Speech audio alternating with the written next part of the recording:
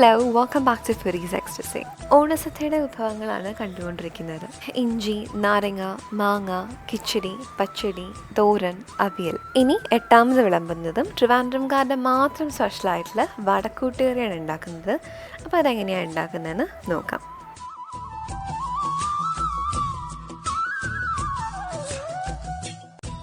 അപ്പോൾ അതിനായിട്ട് ഒരു വലിയ പൊട്ടാറ്റോ ആണ് എടുത്തിരിക്കുന്നത്. അതിനെ നന്നായിട്ട് വാഷ് ചെയ്ത് സ്കിന്നൊക്കെ കളഞ്ഞ് ഡൈസ് ചെയ്തെടുക്കുക, അതായത് സ്ക്വയർ പീസായിട്ട് കട്ട് ചെയ്യുക.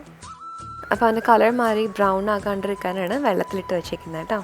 ഇനി ഒരു മീഡിയം സൈസ് സവോള എടുക്കുക, അതും സ്ക്വയർ പീസായിട്ട് കട്ട് ചെയ്യുക. പക്ഷേ ഒരുപാട് വലുതായി പോകരുത് കേട്ടോ. ഒരു തൊണ്ടൻ മുളക് എടുക്കുക, അതും സ്ക്വയറായിട്ട് കട്ട് ചെയ്യുക. ഇനിയൊരു പ്രഷർ കുക്കറിലേക്ക് കുറച്ച് വെളിച്ചെണ്ണ ഒഴിക്കുക. എണ്ണ ചൂടാകുമ്പോൾ അതിലേക്ക് കടുക് ആഡ് ചെയ്ത് കൊടുക്കുക. അപ്പോൾ നന്നായിട്ട് പൊട്ടിക്കഴിയുമ്പോഴത്തേനും അതിലേക്ക് പച്ചമുളകും കറിവേപ്പിലയും ഇട്ട് ഒന്ന് ചൂടാക്കുക. ഇനി ഇതിലേക്ക് അരിഞ്ഞു വെച്ചിരിക്കുന്ന സവോളയും മുളകും ആഡ് ചെയ്ത് നന്നായിട്ട് മിക്സ് ചെയ്ത് കൊടുക്കാം.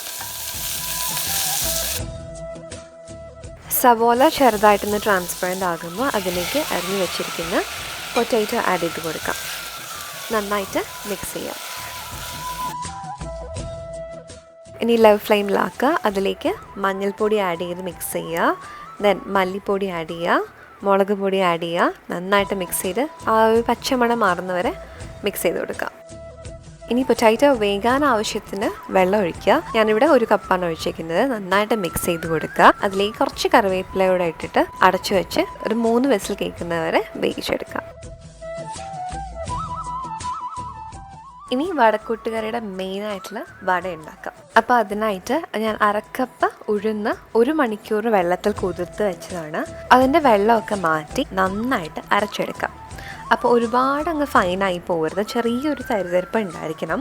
അങ്ങനെ അരച്ചെടുത്തതാണിത്. വെള്ളം ചേർത്താണ് അരയ്ക്കേണ്ടത്. ഈ ഒരു തിക്ക് കൺസിസ്റ്റൻസി കിട്ടാൻ ആവശ്യത്തിന് വെള്ളം ചേർക്കുക കേട്ടോ. ഇതിലേക്ക് ആവശ്യത്തിന് ഉപ്പ് ആഡ് ചെയ്ത് കൊടുക്കുക. കുറച്ച് കുരുമുളക് പൊടി കൂടെ ആഡ് ചെയ്യുക. പുറത്തുനിന്ന് വാങ്ങിക്കുന്നതല്ല, നമ്മളപ്പോൾ തന്നെ കുരുമുളക് ചെറുതായിട്ടൊന്ന് ചതച്ചിട്ട് ഇട്ടാൽ മതി കേട്ടോ. നന്നായിട്ട് മിക്സ് ചെയ്തെടുക്കുക. ഒരു പാനിലേക്ക് ഇത് ഫ്രൈ ചെയ്യാൻ ആവശ്യത്തിന് എണ്ണ ഒഴിച്ചു കൊടുക്കുക. എണ്ണ ചൂടാകുമ്പോഴത്തേനും ഇത് ഒരു സ്പൂണിൽ, ചെറിയൊരു സ്പൂണിൽ എടുത്തിട്ട് കുറച്ചായിട്ട് ഇട്ട് കൊടുക്കുക.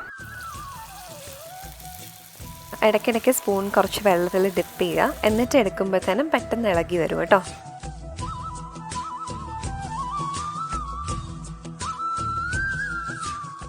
ഗോൾഡൻ ബ്രൗൺ ആകുമ്പോഴത്തേനും എണ്ണയിൽ നിന്ന് മാറ്റാം. അപ്പോൾ വടയൊക്കെ റെഡി ആയിട്ടുണ്ട്. ഇതൊരു പേപ്പർ ടവലിൽ വെച്ചാൽ ആ എക്സസ് ആയിട്ടുള്ള എണ്ണയൊക്കെ അങ്ങ് മാറും കേട്ടോ. അതുപോലെ കൂട്ടുകറി റെഡി ആയിട്ടുണ്ട്. പൊട്ടാറ്റോ ഒക്കെ നന്നായിട്ട് കുക്കായിട്ടുണ്ട്. ഇനി ഇതിനെ ഒന്ന് ചൂടാക്കിയെടുക്കാം. അത് നന്നായിട്ട് തിളയ്ക്കണം. വെള്ളമൊക്കെ ഒന്ന് കുറച്ച് കുറയണം. ആ രീതിക്ക് ചൂടാക്കിയെടുക്കാം. ഇനി ഇതിലേക്ക് നല്ല തിക്കായിട്ടുള്ള തേങ്ങാപ്പാൽ ആഡ് ചെയ്യുക. നന്നായിട്ട് മിക്സ് ചെയ്ത് കൊടുക്കാം. തിളയ്ക്കാൻ പാടില്ല, ചെറുതായിട്ടൊന്ന് ചൂടാകാനേ പാടുള്ളൂ കേട്ടോ. അപ്പോൾ കൂട്ടുകറി റെഡി ആയിട്ടുണ്ട്. ഇനി വടക്കൂട്ടുകറിയാക്കി എടുക്കാം.